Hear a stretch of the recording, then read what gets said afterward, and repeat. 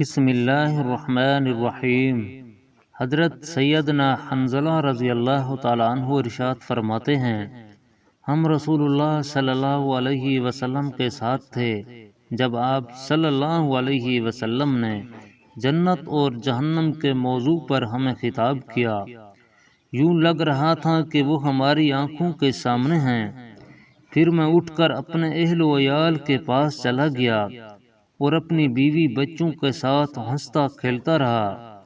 پھر مجھے وہ کیفیت یاد آئی جو رسول اللہ صلی اللہ علیہ وسلم کے پاس مجھ پر طاری تھی۔ پس میں نکل پڑا اور سیدنا حضرت ابو بکر رضی اللہ تعالیٰ عنہ کو ملا اور کہا، اے ابو بکر، حنظلہ تو منافق ہو گیا ہے۔ انہوں نے کہا، وہ کیسے؟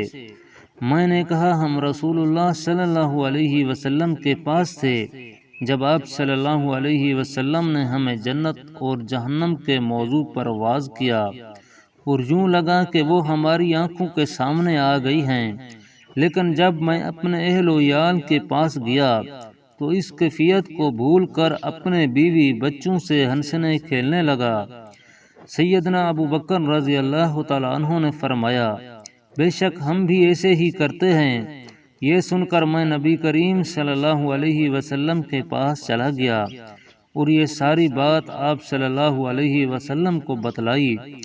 آپ صلی اللہ علیہ وسلم نے فرمایا، حنظلہ، اگر گھروں میں بھی تمہاری وہی کیفیت ہو جو میرے پاس ہوتی ہے تو بستروں اور راستوں پر فرشتے اپنے پروں سے تمہارے ساتھ مصافحہ کریں، لیکن حنظلہ کبھی اس طرح اور کبھی اس طرح۔